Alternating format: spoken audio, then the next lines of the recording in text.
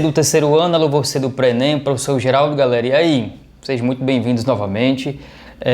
Pessoal, eu já tinha falado sobre isso e vou reiterar. 3 assuntos são importantes, tá? Você do terceiro ano, você do Pré-ENEM. 3 assuntos são fundamentais para as nossas aulas no decorrer da nossa caminhada para finalizar esse ensino médio, tá? Dentro da literatura, o trovadorismo, o humanismo e o classicismo português são essenciais para alguns vestibulares isolados, tá bem? Então acompanha aí o slide, a aula, o material que vocês já estão em mãos, tá? Esses 2 materiais, eles se complementam, tá? Tanto esse material em vídeo, quanto também aquele que você já está aí impresso. E vamos dar continuidade aos nossos conteúdos, às nossas aulas, tá bem? Espero vocês, que todo mundo estejam bem de saúde, continuem em casa e vamos adquirir mais conhecimento, revisando conteúdos, enfim, chegando aí a nossa excelência, que é quando chegar nas provas dos vestibulares, no Enem, que vocês escolherem, vocês alcançarem sucesso, tá bom? Vamos lá. A gente vai começar pelo momento chamado de Era Medieval ou Trovadorismo, né? E muito importante porque aquilo que vocês estão vendo aqui são iluminuras, pinturas, que ser grande é um pouco da arte que era mais divulgada nesse momento do período medieval, tá bom? Então vamos aqui à aula pouco a pouco. E por que também tem que ser assim, pouco a pouco? Com muita calma, com muita tranquilidade, eu vou expor para vocês como é esse processo de formação da língua, o Estado e a literatura portuguesa, tá bem?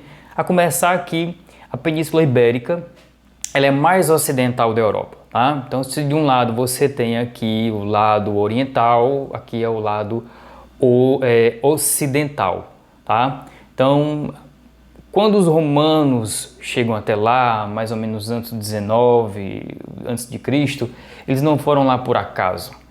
Eles já sabiam da localidade, já sabiam o que tinha para ser explorado, e o Império Romano ele foi de grande importância, alguns hábitos, costumes, calendários, enfim, a gente vai ver isso principalmente também lá na arte, né? Assim como nós, o povo português ele resultou de um longo processo de miscigenação e de constantes aculturações, né? Primeiro o Brasil foi português, depois espanhol, invasão holandesa, invasão francesa, da abertura dos portos a nações inglesas e também a nações aliadas, enfim. Da mesma forma aconteceu com os nossos irmãos, tá? Primeiro, como já adiantei, 219, a dominação romana e sua imposição cultural. Língua, religiosidade, cultura, tá? Hábitos, culinária, costume, ou seja, tudo aquilo que dá a se entender como a imposição cultural.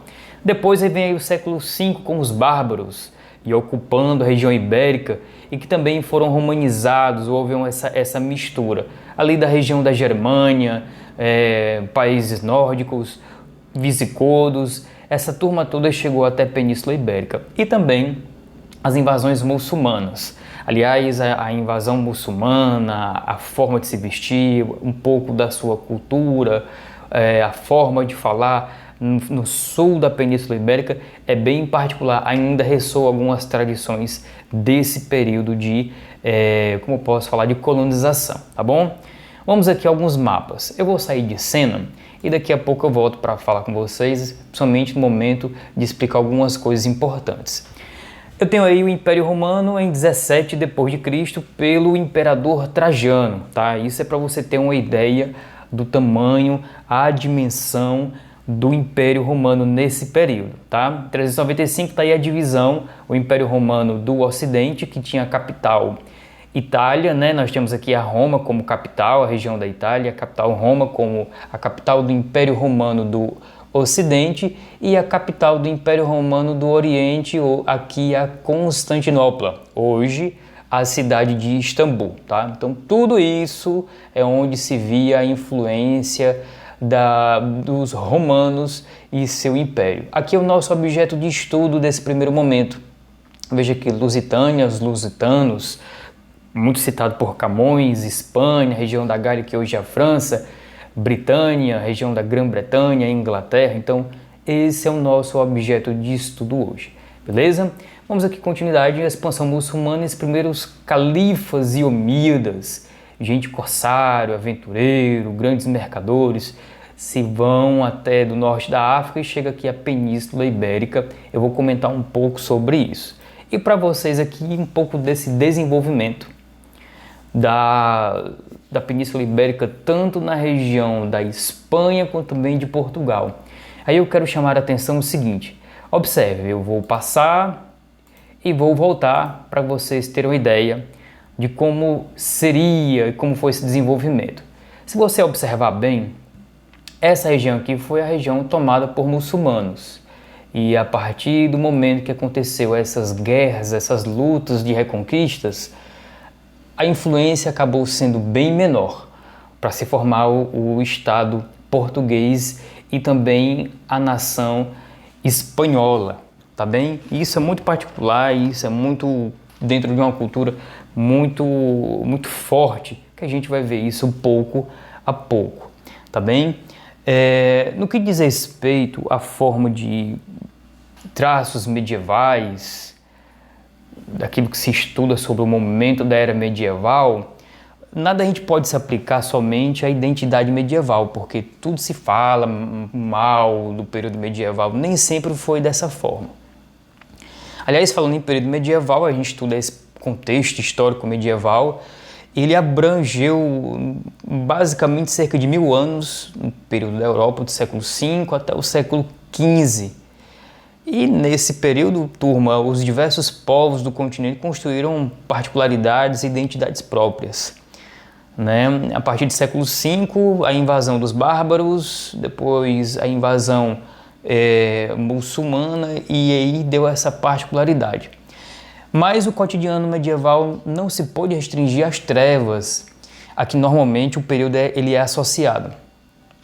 Se por um lado a insegurança generalizada e as guerras frequentes tornavam a morte uma presença constante, por outro, não se pode esquecer que as festividades eram celebradas por toda parte e tinham um caráter extremamente popular. Então, durante esse período do feudalismo, tá, se compunha a sociedade feudal em 3 grupos, também chamado de estamentos, tá, e muito organizados hierarquicamente.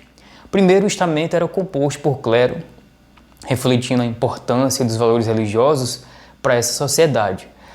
Eu posso eleger como segundo, que era constituído pelos nobres que lutavam para manter a ordem terrena e combatiam os inimigos da igreja. E o terceiro, pelos servos responsáveis pelo trabalho agrícola e artesanal. E nessa divisão feudal, Deus criara a sociedade dessa forma e cada estamento tinha a sua função específica, de modo que um grupo precisava viver do outro. Tá? Então, basicamente, isso se dá a respeito dessa função. E como eu já falei sobre que Deus colocava isso, né? Tá aí essa identidade teocêntrica, tá? O teocentrismo, porque o clero ele estimulava as pessoas e acreditava que eram imperfeitas e inferiores, e nisso buscar a salvação, a redenção no total submissão à igreja, tá? E o modo como representava o mundo e a vontade de Deus. E essa palavrinha aí, teocentrismo, né? Deus, o centro de todas as coisas, é derivada do grego theos, né? Deus ou divindade, e que se refere à visão de um mundo cristão em que afirmava a perfeição e a superioridade de Deus sobre todas as coisas. Tá bem? O próximo ponto é a arte gótica, é uma arte totalmente voltada para a religiosidade, já que a gente está falando de teocentrismo, a arte gótica também entra nesse campo religioso, tá? Principalmente as construções de arquitetura e também as iluminuras que fazem parte desse contexto medieval. As cruzadas, que eram as lutas em nome dessa nova organização social em que imperava tanto o sistema feudalismo que se compunha o clero e a nobreza, tá? Esse tema literário como morte gerou também o ideal cavalheiresco, que a gente vai ver especialmente nas cantigas líricas. Nós temos as primeiras universidades, Coimbra foi a primeira universidade da Europa, né? E existem diversas matérias sobre a primeira universidade da Europa, e Coimbra sempre foi um polo de educação de grande exponência em Portugal. Nós temos aí duas coisinhas fundamentais para tratar sobre isso: o Estado português, a formação, e a primeira dinastia que faz parte. Sobre a formação desse Estado e também um pouco sobre essa dinastia, depois das guerras de reconquista, eu vou voltar aqui um pouquinho sobre... Pronto, eu vou deixar aqui. Sobre essas guerras de reconquistas, teve uma nova organização de estrutura de poder, tá bom? Essas três províncias, Leão, Castilha e Aragão, tá? Que eram chamados Reinos do Norte, e a Leão aqui pertencia Portugal, também na época chamado de Condado Portucalense, tá? E no final do século XI governava o norte da Península Ibérica o rei Afonso VI. Urraca, única herdeira, se casa-se com Raimundo Galiza.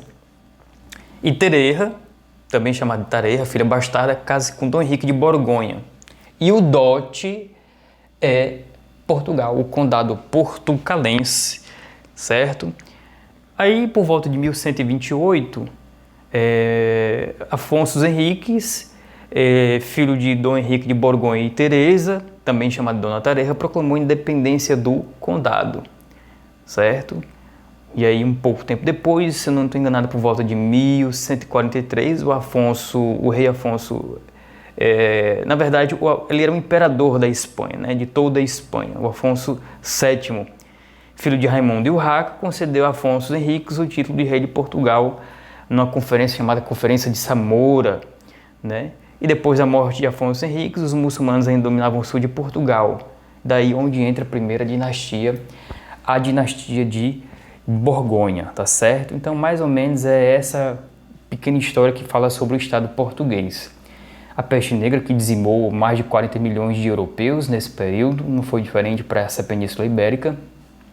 E essa história de amor, né, de Dom Pedro Inês de Castro, que seu pai, Dom Afonso IV, ele mandou matar a sua amante, a amante do seu próprio filho, e depois houve uma grande confusão a respeito disso. Esse episódio ele vai ser relatado lá nas crônicas humanistas e também com Camões. Eu vou deixar esse episódio lá para no nosso próximo assunto, tá bom? Tá aí a representação de um feudo em primeiro plano, a gente vê aí pessoas trabalhando, a agricultura, o castelo feudal e a igreja gótica aqui ao fundo, tá? Vamos aqui continuar. Duas são as grandes formas literárias desse período da literatura portuguesa medieval, a começar pelas cantigas líricas de amor e de amigo e também as satíricas de escárnio e maldizer. E a gente tem aí como a prosa medieval as novelas de cavalaria, que tinham 3 ciclos: o clássico arturiano bretão, né, já dá para se deduzir que é ali na região da Inglaterra, e o carolíngio a respeito do rei Carlos da França, ou também chamado de francês. As cantigas líricas foi a primeira forma de texto da língua portuguesa, a cantiga da Ribeirinha, de Paio Soares de Taiveros, tá? No material de vocês eu vou deixar um pouco dessa cantiga de Ribeirinha, tá? Vamos aqui para as cantigas de amor. Falando um pouco sobre as cantigas de amor, logo de cara é para você saber essa identidade em que ela vem da região francesa, né? Chamado também lirismo provençal. E é baseado num ambiente de muita riqueza, de muita luxúria, refinado, da alta sociedade, onde traz o amor cortês, que esse conceito está profundamente ligado ao feudalismo. Nesse amor cortês, a amada recebeu o tratamento dedicado ao proprietário da terra e era chamada de senhor. Como a palavra senhor não admitia feminino, a musa inspiradora da arte trovadoresca era chamada também de Mia Senhor, né? Mior, senhor para o homem, e Mia, senhor para a senhora.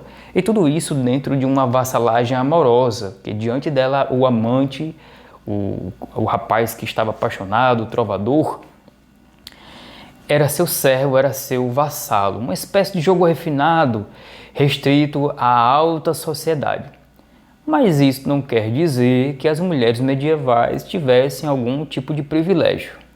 Na realidade, meninas, vocês faziam parte de um ambiente histórico secundário, né? Ainda bem que com essa ideia de feminista vocês estão aí trazendo igualdade para os gêneros, tá? Força para todas, contem comigo no apoio total contra o machismo. Vamos em frente. Emissor eulírico ou masculino, tá? Pode ter essas duas pronúncias, já que na Provença, nessa região provençal francesa, havia um tipo de produção musical chamado canção, tá? E esse eulírico masculino era bem veemente porque ele fazia essa composição para sua senhora. Logo, o trovador ele se colocava amado em um patamar superior ao seu, de tal forma que seu amor nunca pudesse ser alcançado. Amor não correspondido ele é chamado de platônico, tá bom? Continuando, a gente pode falar sobre, já que é um amor platônico, né, não correspondido e que a mulher estava num patamar superior, então ela está num nível espiritual. Camões vai falar também desse tipo de amor, tá? E diante disso, a impossibilidade dessa realização amorosa, desse amor, provocava a coita, que também significa o sofrimento e a impossibilidade disso acontecer.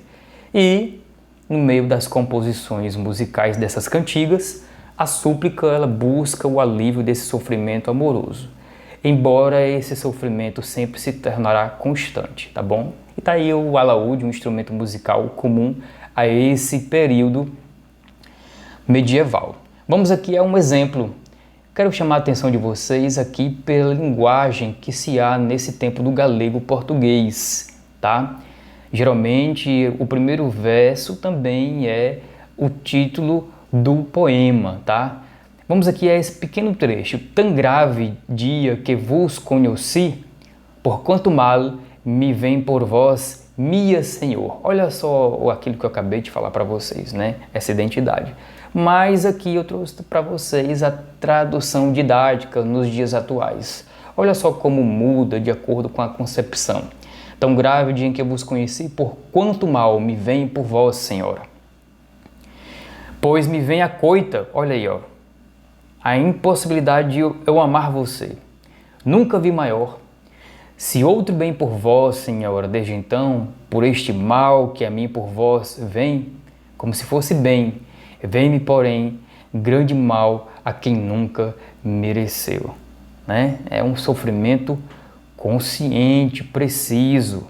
Vamos aqui à característica da cantiga de amigo, que no caso já traz uma pequena diferença. Bom, enquanto as cantigas de amor tinham origem provençal, as cantigas de amigo eram de origem espanhola, da província mesmo, na região da Península Ibérica.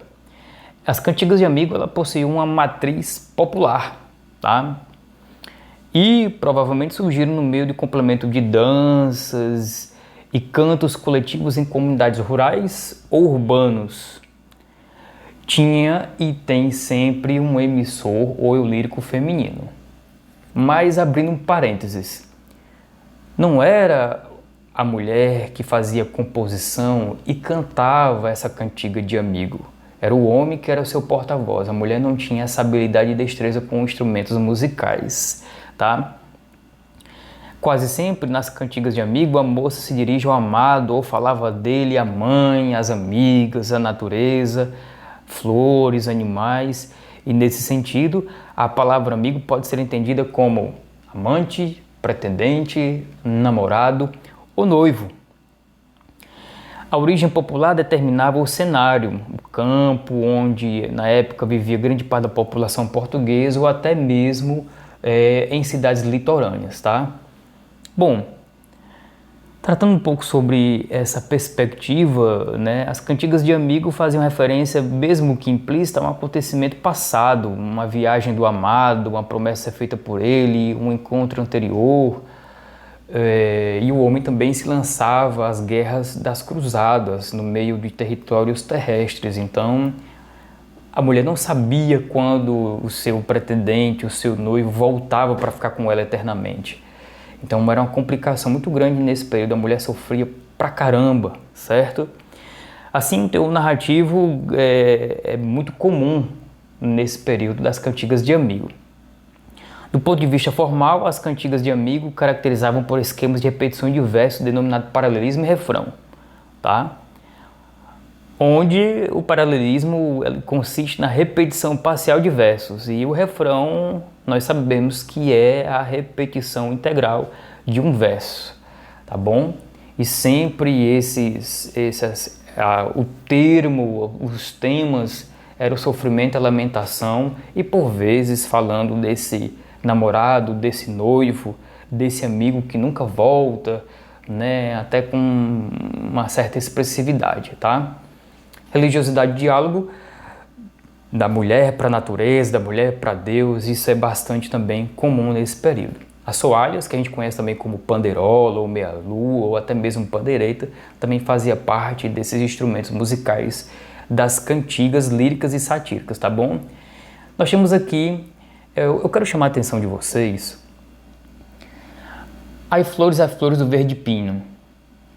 Isso é uma canção original do Dom Diniz, é o 6º rei de Portugal, se eu não estou enganado. Se sabedes novas do meu amigo, ai Deus eu é. Nós temos aqui ai Deus eu é, ai Deus eu é. Mas note nos demais versos que essa cantiga ela se tornou um pouco mais popular e se aproxima mais do português da atualidade. Muito diferente lá daquele estilo provençal francês. Mas não deixo também de trazer para vocês a tradução didática. Ai Flores do Verde Pinho. Lembram-se que no slide anterior eu mostrei para vocês que se refere-se à natureza. Se tem notícias do meu namorado, ai Deus, onde estará? Olha só que curioso. Ai Flores do Verde Ramo, se tem novidade do meu amado, ai Deus, onde estará? Olha só o refrão sendo reiterado. Ai Flores, né, o paralelismo. Então isso é muito comum, traz também aspectos da religiosidade.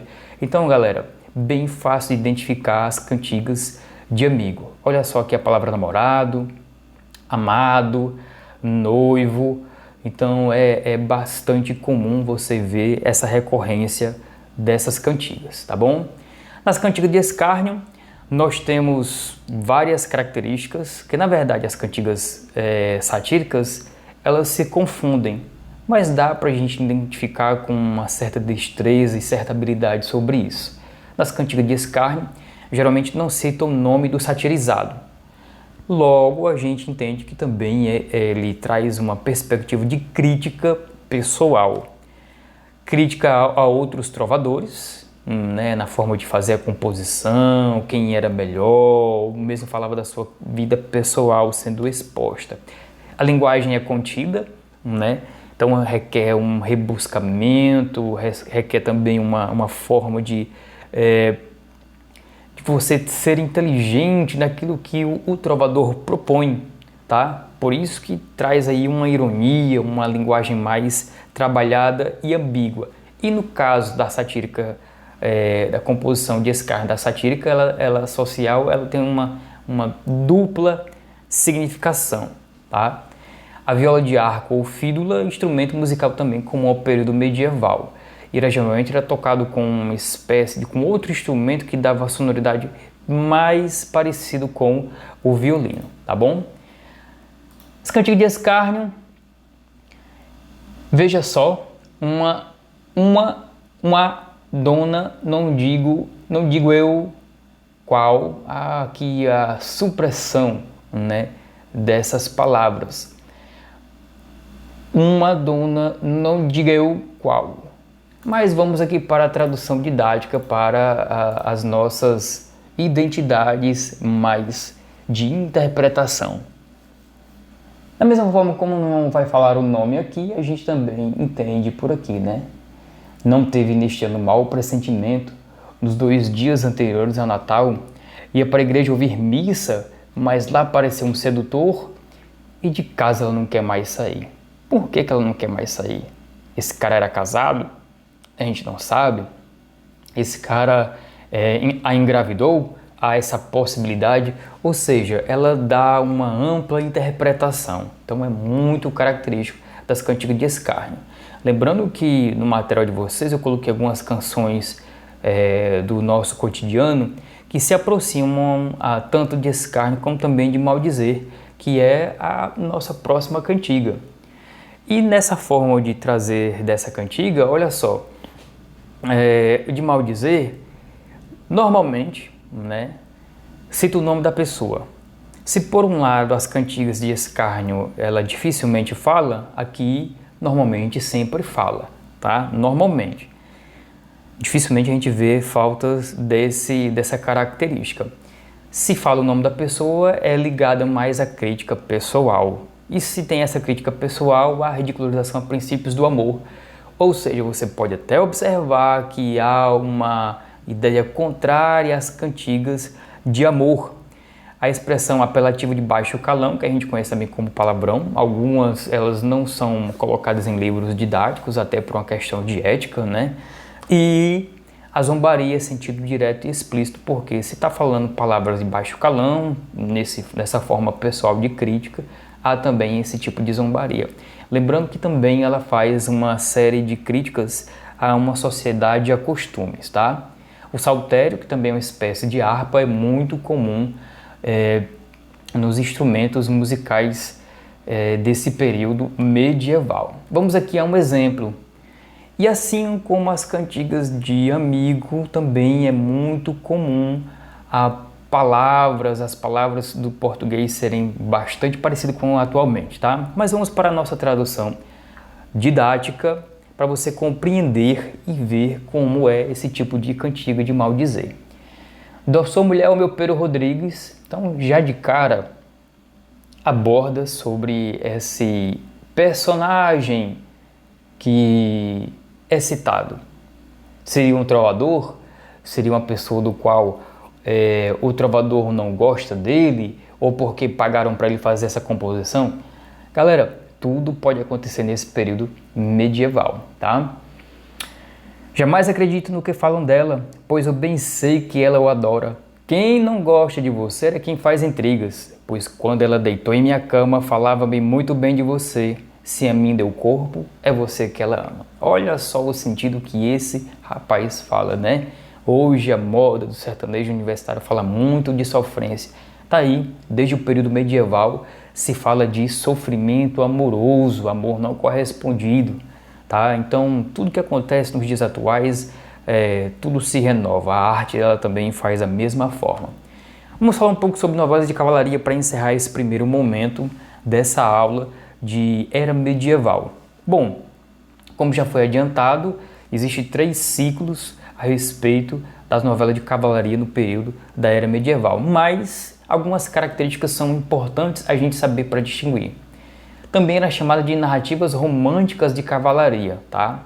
E eram longas narrativas a respeito desses personagens que travavam sagas imensas a respeito do seu povo, para salvar donzelas, lutar em nome de um reino, um código de ética, de conduta, e tudo isso trazia aventura com esses cavaleiros, tá? Era um sonho de grandes meninos, adolescentes se tornar um cavaleiro real, receber selo, defender o seu reino, defender o seu rei e ser amado por uma donzela desse período, tá? E por conta disso havia também esse crescimento do misticismo cristão, cruzadas, onde os muçulmanos eram os inimigos de Deus e dos homens. Nesses cavaleiros havia valores de um herói, né? Trazido por glória, conduta, ética, o estilo cavalheiresco, né? Onde a verdade prevalecia nesse momento. E é uma tradição marcada pela oralidade. Mas o que isso quer dizer, professor? Que muito do que se sabe hoje foi passado de geração para geração, mas de uma forma oral. Depois que isso foi transcrito e aí divulgado de uma forma mais histórica e literária, tá bom? A flauta transversal dava o toque de música alegre ou também de lamentação nesse período das tradições orais da novela de cavalaria, tá? Nós temos o primeiro ciclo, que fala sobre as guerras de Troia, ou seja, a parte clássica, o Ilíada, de Homero e também de Alexandre o Grande, dentro daquele mundo clássico mediterrâneo. O ciclo arturiano ou bretão, e logo de cara arturiano, que a sociedade com o rei Arthur, bretão daquela região da Bretanha, que vocês puderam ver lá no mapa que eu tinha falado, repassado para vocês, né? E os Cavaleiros da Távola Redonda, onde Lancelot é que vai narrar essa história. Aliás, o Rei Arthur é uma dica de filme que eu deixo para vocês, né? O Rei Arthur do ano de 2004 é uma boa produção para você saber essa glorificação pela violência, a narração de cavalaria, muito comum nessa região da Bretanha, tá? As histórias de Percival, Tristão e Isolda, que também viraram filme, tá? Tristão e Isolda é uma história de amor e assisto também. Se eu não me engano, o filme é de 2006. E A Demanda do Santo Graal, que ela é muito conhecida dentro desse período das novelas. Aí até hoje, esse ciclo arturiano bretão foi o mais divulgado, onde virou peças de teatro, filmes e séries de época. E para encerrar, galera, o ciclo carolíngio, que falava sobre o rei Carlos Magno da França e seus 12 pares. Esse período aqui ficou restrito mais à região provençal, mas de qualquer forma, foi essa turma aqui que chegou até nós, tá bom? Bom, eu acredito que vocês tiveram a oportunidade de ter esse conhecimento a respeito das cantigas, de amor, de amigo, de escárnio e maldizer. Espero que vocês tenham absorvido o máximo de informações possíveis e na nossa próxima aula eu vou tratar sobre a resolução de exercícios. Eu escolhi 5 questões para estar comentando com vocês de uma forma mais pausada, comentando item a item a respeito desse período da história medieval, da literatura, da nossa língua portuguesa, tá bom? Bons estudos, espero que todos tenham absorvido bem o conteúdo. Até a próxima aula. Valeu, show!